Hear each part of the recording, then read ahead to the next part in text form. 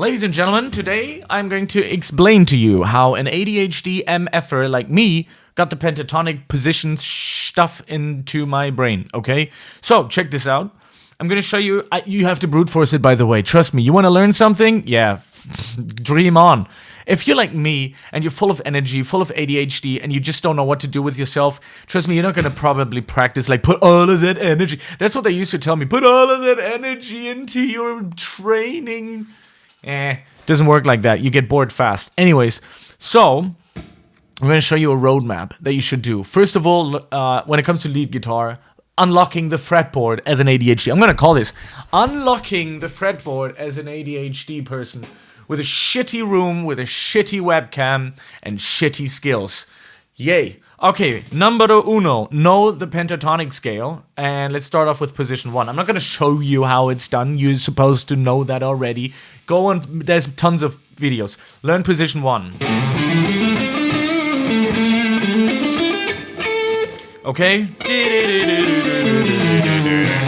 I did add the blue note here, which is the D sharp, but...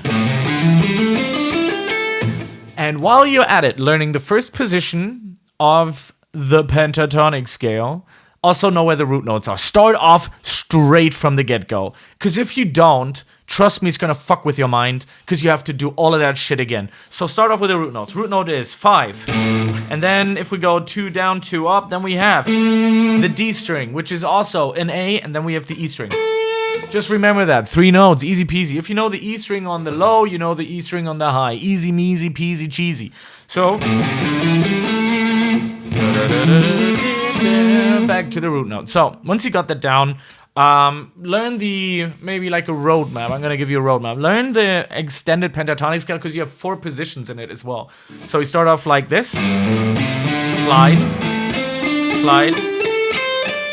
Slide.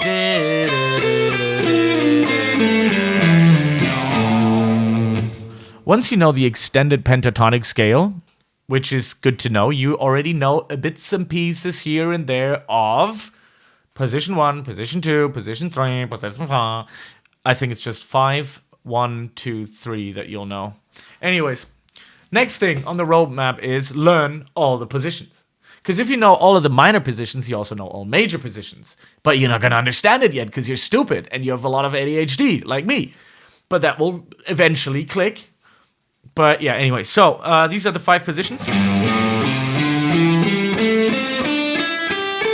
Where's the root note? Here is the root note. Here's the root note. There's the root note. So you can see that position 5 and 1, they're connected through this bridge here, which is this one, the 5th fret. So...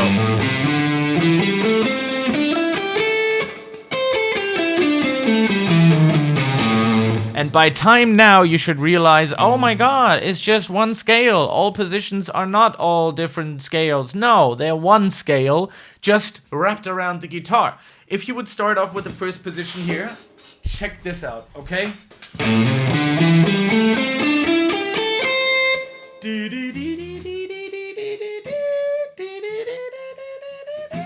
But we can't do that, because we have it just stops right here. So we have to take that shit and wrap it around like a Christmas present. And, yeah. Get that understanding in. Then, minor and major pentatonic. It's the same positions, just different numbering. So, if you use the second position, which you should know by now, looks like this. Don't remember the frets entirely, remember the positions. How they're played. If you use the second position, but play it on the A note, then you have A major. If you use the first position on the A note, then you have A minor. Wow. Hey. Anyways, so, that's another thing that's good to know. And then, roadmap-wise, you should know all of the positions. You should be able to slide into them and go back out of it. A good exercise for me was this typical...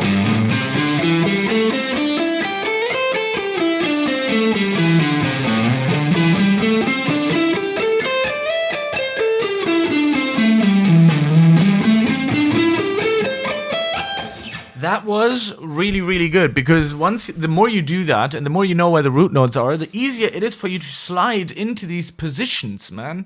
It's like, for real, like if I start off like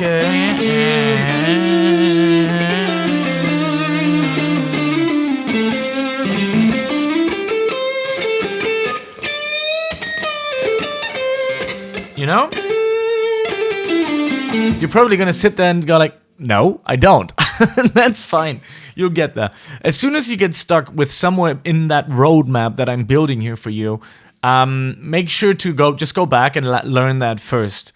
And yeah, once you know this, major, minor, pentatonic, play it around in 5 positions in different keys. That is important, because the positions, they stay the same. It's just where you're going to start off. If we're going to do G minor,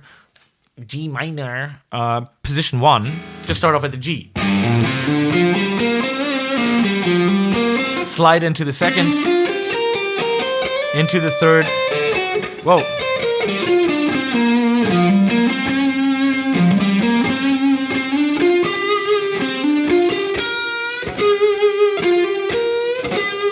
I like the 4th position for some reason, because it just gives you the possibility to like bend with your middle finger. I love it. Like,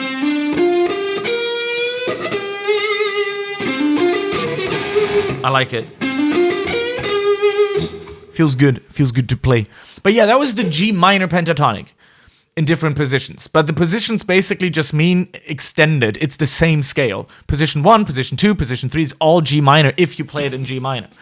Now, oh yeah, did I mention to know the first 2 strings, the root notes of the first 2 strings? I don't know if I mentioned it in this video in the beginning, but that's really important as well. To know, like, when I say, like, let's start playing the C minor pentatonic scale, you usually start at the E string. You could technically start somewhere else, but we're going to start at the E string, because that's the easiest. We know that the 78th fret, right, the 8th fret is the C note.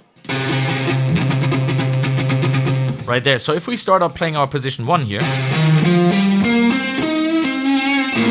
C minor pentatonic, baby. Now let's use this second position, but we start out at C, then we have C major.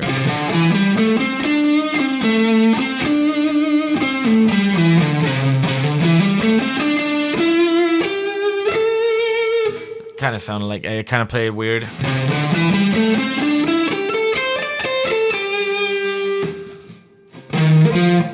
Playing this correctly.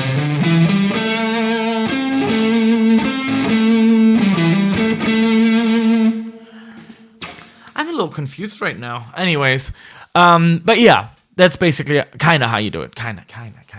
Just cut me some slack here.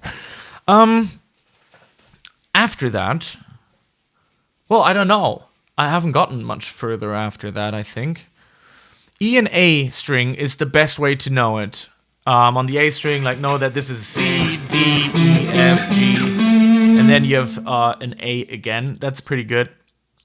And that's like the roadmap to start out, okay? To start out. And that's all I got for you, man. That's all I got for you. If you know the A minor pentatonic, you can solo like I did in the intro here with House of the Rising Sun, and you know.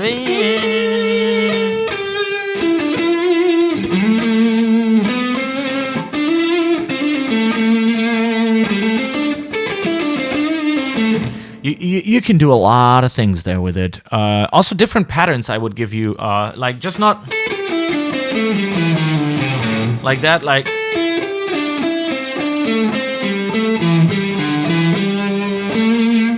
different ways of patterning it. That's making the improv sounding a little bit more melodic. Practicing those, I'm in the middle of that currently. I'll make a video on it once I know how to do it better. But yeah. That would be my roadmap for you to start getting better from a beginner to an intermediate, because I'm just an intermediate player myself. Like, I'm not the black belt guy, you know, because I don't like these online teachers. I don't get along with it a lot. Like, it's difficult. I mean, I learned most of my stuff online and self-taught and ChatGPT, if you believe it or not. But yeah, I would just put myself at a green belt or a blue belt. I'm not a black, not a brown.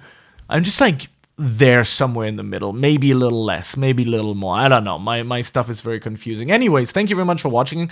And I'm going to go to the toilet and have a huge shit right now because I've been waiting to do that like 4 minutes ago. Enjoy. Bye.